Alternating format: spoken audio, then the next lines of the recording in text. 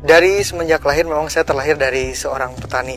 Untuk itu pertanian bagi saya adalah suatu hal yang tidak bisa dipisahkan. Karena saya juga hidup dari kecil sampai besar sampai kuliah itu dari pertanian. Saya belajar di Jepang itu kebetulan ada program dari Kementerian Pertanian, yaitu proses yang sangat panjang sekali, dimulai dari seleksi kabupaten, seleksi provinsi dan juga seleksi nasional. Akhirnya dari 60 orang itu diambil 40 dan saya alhamdulillah termasuk 10 besar, dan 10 besar itu ditempatkan di Tokyo.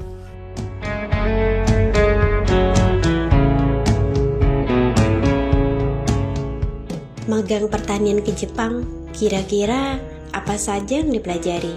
Ia adalah salah satu pemuda beruntung yang dapat belajar langsung dari pertanian Jepang dan sukses mengadaptasinya ke Indonesia. Siapakah ia? Asep Wahyudin adalah salah satu petani muda alumni magang di Jepang melalui program dari Kementerian Pertanian. Ia melewati proses yang sangat panjang, dimulai dari seleksi kabupaten, provinsi, dan nasional. Akhirnya dari 60 orang diambil 40 orang dan ia termasuk dalam 10 besarnya. Ia pun ditempatkan di Tokyo, Jepang. Ia lahir dari keluarga petani. Pertanian baginya adalah hal yang tidak bisa dipisahkan karena ia hidup dari kecil hingga besar dan kuliah itu dari hasil pertanian. Ia terpanggil untuk menjadi petani karena melihat pertanian di daerahnya yang masih tradisional, pasarnya tradisional, dan cara budidayanya pun sangat tradisional. Mulai tahun 2010, sepulangnya dari Jepang, ia mulai mengembangkan apa-apa yang ia peroleh dari Jepang. Ilmu yang didapat dari Jepang akan diadaptasikan serta disesuaikan dengan iklim Indonesia. Untuk saat ini sudah dimulai, contohnya dari pemasaran dan juga budidayanya, di mana untuk saat ini ia mulai mengembangkan pemasaran ke pasar yang modern, yang pembayarannya lebih menjamin dan juga harganya lebih layak untuk para petani. Akan tetapi saya terpanggil ketika memang pertanian di daerah saya adalah pertanian yang tradisional, yang memang pasarnya ke tradisional, cara budidayanya pun tradisional, masih tradisional. Untuk itu dari mulai sekitar tahun 2010, sepulang saya dari Jepang, saya mulai mengembangkan apa-apa yang didapat dari Jepang, ilmu-ilmu yang didapat dari Jepang, dan diadaptasi, disesuaikan dengan keadaan di Indonesia.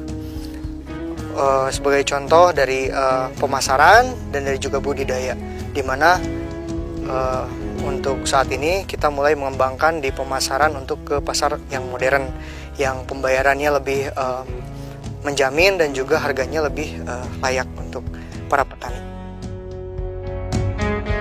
Ia belajar kurang lebih 1 tahun di Jepang.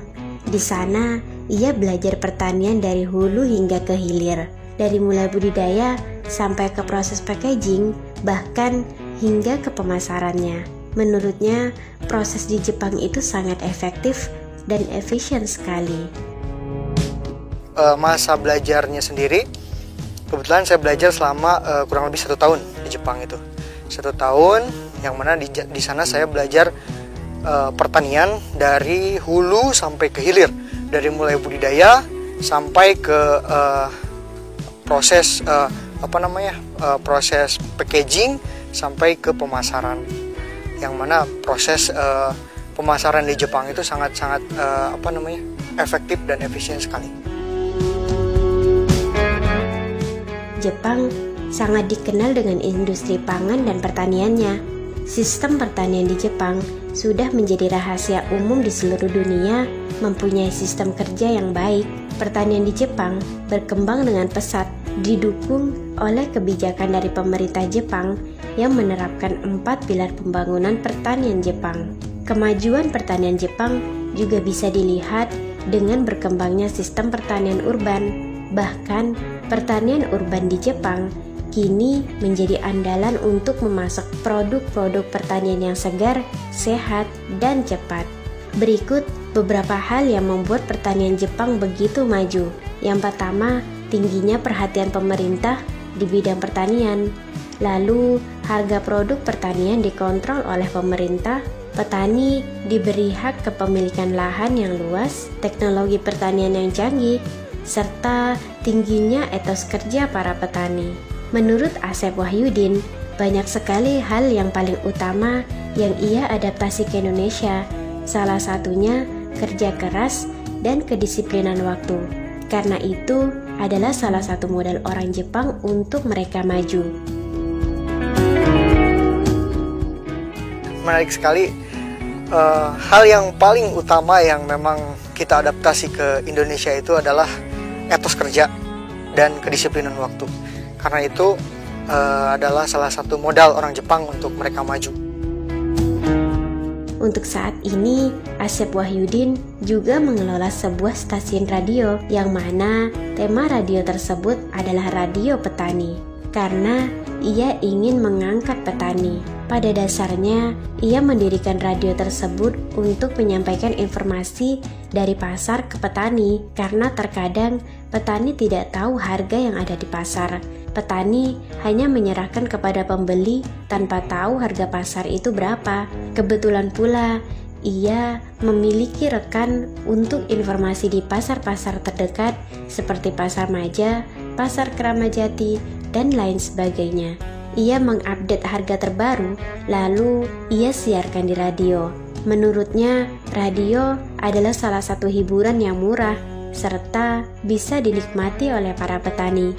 Bukan hanya mengupdate harga, seiring berjalannya waktu, radio ini dijadikan sebagai sarana belajar. Ia memiliki program yang bernama Klipam atau Kling Pertanian. Ia mendatangkan pakar-pakar pertanian. Lalu, petani bisa bertanya melalui telepon, SMS, dan WhatsApp. Ia pun bersedia menampung keluhan-keluhan petani untuk di-sharingkan demi menemukan solusi yang tepat. Pada saat ini saya mengelola sebuah stasiun radio yang mana tema dari radio itu adalah radio petani. Radio petani karena saya ingin mengangkat petani seperti itu. Pada dasarnya sejarah dari saya mendirikan radio itu bahwa adanya isolasi informasi dari petani dan pasar. Ketika petani tidak tahu harga di pasar, gitu. Petani hanya menyerahkan kepada si pembeli tanpa tahu harga di pasar itu berapa. Nah, motivasi saya adalah untuk menginformasikan. Kebetulan saya ada link untuk informasi di pasar-pasar terdekat, misalnya di Pasar Maja, di Pasar Cigasong, di Pasar Induk Ramat Jati, dan lain sebagainya. Nah, untuk itu kita selalu update harga tersebut, lalu kita siarkan di radio.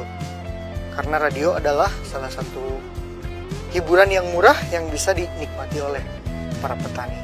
Nah, dari situ tidak hanya kita mengupdate harga, ternyata seiring berjalannya dengan waktu, radio itu juga bisa dijadikan sebagai sarana untuk belajar, sarana untuk sharing, sarana untuk belajar.